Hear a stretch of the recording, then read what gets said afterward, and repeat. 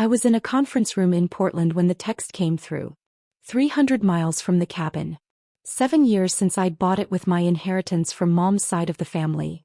The grandmother who'd left me everything because she knew exactly what Dad and Lisa would do with money. The cabin sat at 6,200 feet, surrounded by old-growth pine. I'd spent 18 months renovating it myself. Rebuilt the deck. Replaced the roof. Installed solar panels and a backup generator. It was my fortress. My exit strategy. The place I went when the world got too loud. And apparently Lisa had just sold it. I stared at Maya's text. Chen, my college roommate. The person who'd held my hair back sophomore year when I had food poisoning. The person who'd proofread every paper I wrote because I proofread her architecture thesis. We'd lost touch after graduation. Life, distance, careers. But I'd heard through mutual friends she'd become an escrow officer in Bend, Oregon. Right where my cabin was. My hands started shaking. I texted back, "What property? What signature?" 3 dots appeared immediately. Then, Mountain Pine Estates, Lot 47.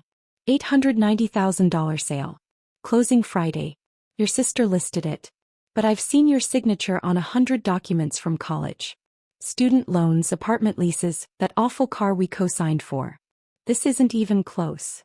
I stood up so fast my chair rolled backward into the wall. My boss looked up from her laptop. "Everything okay?" "Family emergency," I said, already grabbing my bag. "I need to leave.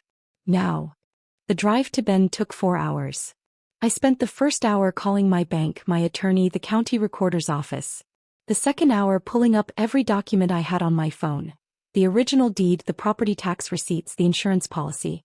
The third hour trying to understand how Lisa had pulled this off. The fourth hour I spent remembering. Lisa was 34. 3 years older than me. She'd always been Dad's favorite. The one who laughed at his jokes, who never questioned his decisions, who stayed close to home while I went to college 2 states away. When Grandma died and left everything to me, Lisa had smiled at the funeral and said, "Of course she did. You were always her special one." But her eyes had been cold. For 7 years I'd kept the cabin quiet. Didn't post photos. Didn't mention it at family dinners. It was mine. The one thing Dad's side of the family couldn't touch, couldn't criticize, couldn't use to measure my worth against Lisa's wedding or Lisa's corporate job or Lisa's perfect life. Except now Lisa was at Sunday dinner, waving a purchase agreement. I pulled into the escrow office parking lot at 6:47 p.m. The lights were still on. Maya was waiting by the door. "Cat," she said and pulled me into a hug. She smelled like coffee and paper and something floral. The same perfume from college. I flagged it the second I saw the signature. Something felt wrong. We went inside. Her office was small, neat, filled with filing cabinets and a desk covered in folders. She pulled out a manila envelope and spread the documents across the conference table. "Here's what I have," Maya said. "Purchase agreement signed Thursday. Earnest money deposited, $45,000. Inspection waived. Closing scheduled for Friday at 2 p.m. Buyers are a couple from California. They've already hired movers." I picked up the purchase agreement. There was my cabin, Mountain Pine Estates, Lot 47, 2,840 square feet, 1.3 acres. And there, on the seller signature line, was something that looked vaguely like my name but wasn't. The K was wrong. Too looped. I always wrote a sharp, angular K, geometry, not cursive. "This is forged," I said. "I know," Maya said quietly. "But I needed you to confirm it. I've already contacted my supervising broker. We're not releasing any funds. But Kat, your sister provided a notarized power of attorney." She slid another document toward me. "Power of attorney," it said across the top. "Catherine Morrison grants Lisa Morrison full authority to act on her behalf regarding all real property transactions." The notary stamp looked official. The date was from 6 months ago. My signature, another forgery, sat at the bottom. "I never signed this," I said.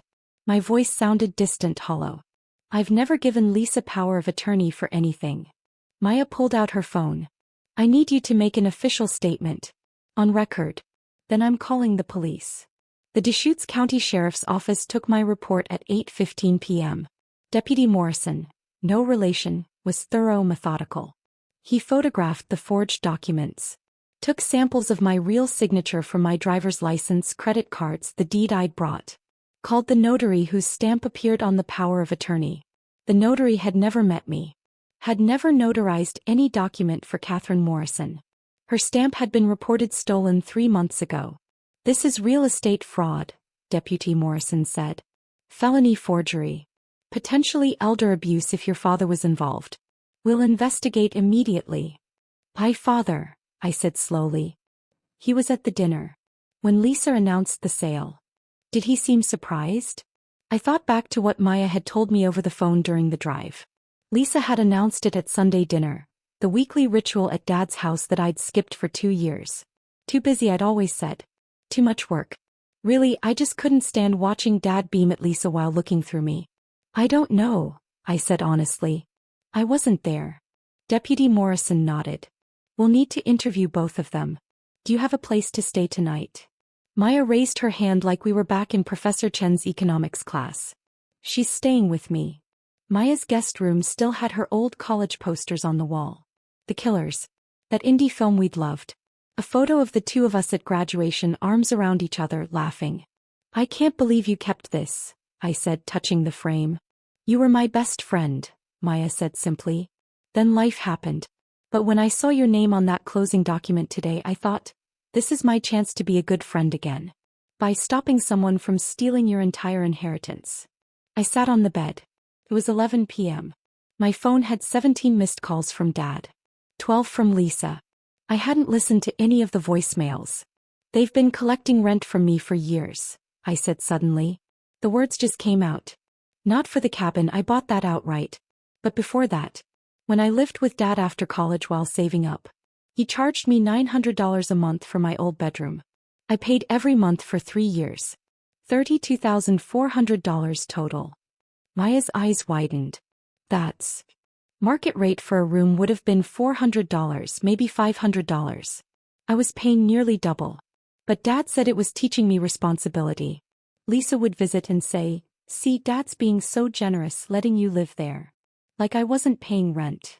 This was the ghost ledger, I realized. The emotional accounting I'd never done because I'd been too busy feeling grateful. Every time Dad commented on my career, still at that little nonprofit? Cost. Professional confidence. Every time Lisa got praised for her corporate salary while I got silence. Cost. Self-worth. Every Sunday dinner I skipped because I couldn't watch them celebrate Lisa while treating me like a project. Cost. 7 years of family.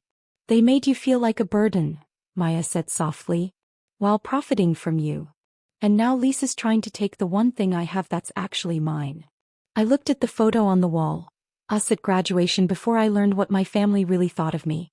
The cabin is worth $890,000. I paid $340,000 7 years ago, spent $85,000 on renovations. If this sale had gone through, I'd have lost everything. And Lisa would have walked away with the money. Maya sat beside me. But it didn't go through. Because I know what your signature looks like. Because I remember you practicing it in the library, trying to make it look professional for job applications. You saved my entire future, I said. You would have done the same for me, Maya said. You did do the same for me. Remember when my ex tried to put bills in my name? You spent 6 hours on the phone with creditors fighting for me. I'd forgotten that. Sophomore year. Maya's terrible boyfriend. That's what real family does, Maya added. Friday morning, 9 a.m. Maya and I walked into the escrow office together. The buyers, Mark and Jennifer Chen, no relation, were already there with their real estate agent. Where's the seller? Jennifer asked, looking around nervously. The seller is here, I said, stepping forward. I'm Catherine Morrison. I own Mountain Pine Estates, Lot 47. And this sale is fraudulent. The room went silent. Mark's face drained of color. What? But we've paid earnest money. We've hired movers. We gave notice at our apartment. I'm sorry, I said, and I meant it. But my sister forged my signature and tried to sell my property without my knowledge or consent. The police are investigating. The sale cannot proceed. Their real estate agent, a woman named Sharon with expensive highlights, pulled out her phone. I'm calling the listing agent. This is unacceptable. Maya stepped forward, calm and professional. I'm the escrow officer. I flagged this transaction on Wednesday when I recognized the signature as fraudulent. Your earnest money will be refunded in full within 3 business days. I've documented everything for your protection. Who do we sue? Mark asked. His hands were shaking. We've spent $8,000 on this transaction. Inspection, appraisal, moving trucks. Lisa Morrison, I said clearly. My sister. She's the one who listed the property fraudulently. I'll provide you with all the police report information. Jennifer started crying. Mark put his arm around her. Sharon was already on the phone, voice sharp and angry. I felt terrible for them. They were innocent victims in Lisa's scheme. But I felt something else too. Something cold and clear. Justice. The procedural cascade happened fast. Within 24 hours. The listing was removed from all real estate sites. The buyer's earnest money was returned, $45,000 back in their account by Monday morning. The listing agent, when she learned about the fraud, filed a complaint with the Oregon Real Estate Agency against Lisa's supposed authority to sell. Lisa's real estate agent, a family friend, claimed she'd verified the power of attorney. But she hadn't called me. Hadn't confirmed identity. Hadn't done basic due diligence. Her license was suspended pending investigation. Within 1 week, the notary whose stamp was stolen filed her own police report, cooperating fully. She provided security camera footage from her office.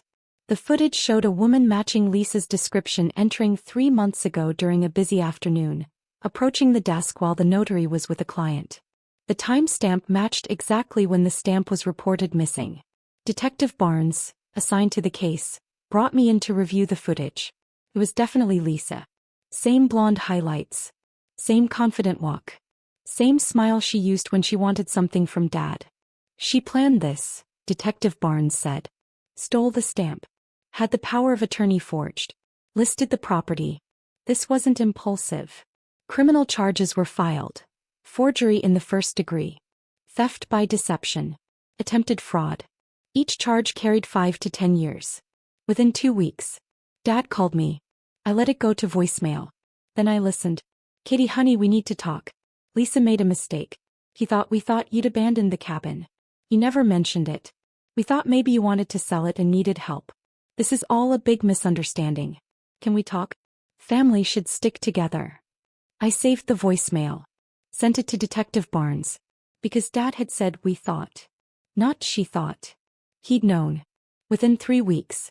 The investigation expanded. Detective Barnes obtained Lisa's bank records. Found evidence she'd been planning this for months. Real estate websites visited. Title companies researched. Mountain cabin listings reviewed. And deposits. 3 deposits into Lisa's account over the past year from Dad. $15,000, $12,000, $18,000.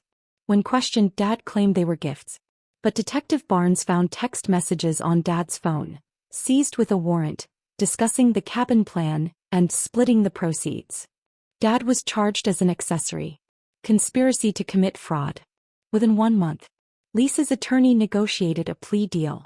She'd plead guilty to felony forgery and attempted fraud. She'd serve 18 months minimum, pay full restitution to the buyers for their losses, $8,000, and pay me damages for emotional distress, $50,000. She'd also be placed on probation for 5 years after release. Dad's attorney was still negotiating. But the text messages were damning. His case was weaker. I stood on the cabin deck in late afternoon light. The pine trees smelled sharp and clean. The solar panels hummed quietly. Below, the valley stretched out in layers of green and gold. Maya had driven up with me. We'd spent the weekend here, the first time I'd brought anyone to the cabin in years.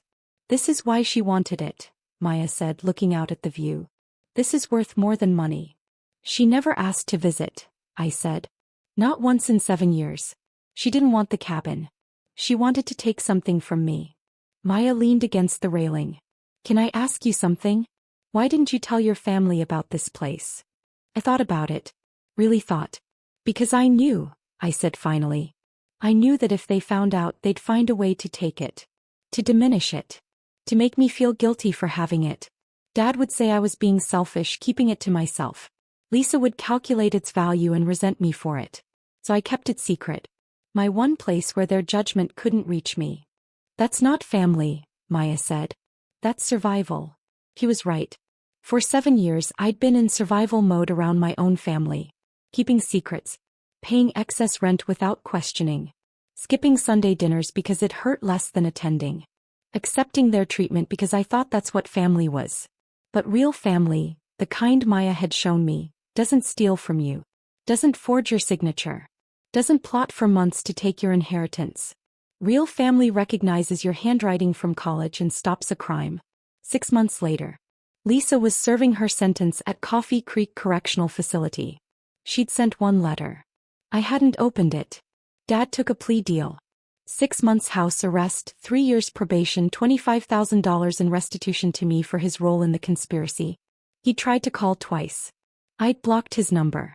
The buyers, Mark and Jennifer, sent me a card thanking me for handling everything professionally. They'd found another property.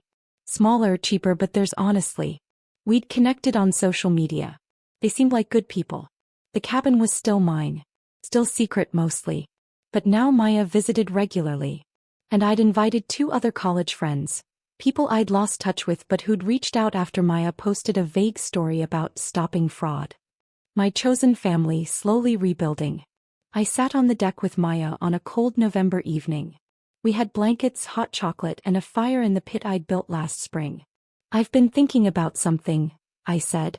About what you said. That I would have done the same for you. You would have, Maya said simply. I spent 7 years thinking I was alone, I said. That I had to handle everything by myself. Keep secrets. Build walls. But I wasn't alone. I just forgot to look for the right people. Maya smiled. We were always here. We just needed you to remember we existed. My phone buzzed. A text from my attorney. Dad's restitution payment cleared. $25,000 in your account. Case officially closed. I looked at the number. $25,000. It was something. But it wasn't what I'd lost. The ghost ledger wasn't just about money. It was about the years I'd spent feeling like the problem. The burden. The one who needed to be grateful. When all along I'd been the one contributing, building, surviving their exploitation. What I'd lost was time. Trust. The naive belief that family meant safety. But what I'd gained was clarity. Here's to escrow officers who remember your handwriting, I said, raising my hot chocolate. Maya laughed and clinked her mug against mine. Here's to best friends who come back when it matters. The cabin lights glowed warm behind us. The stars were coming out.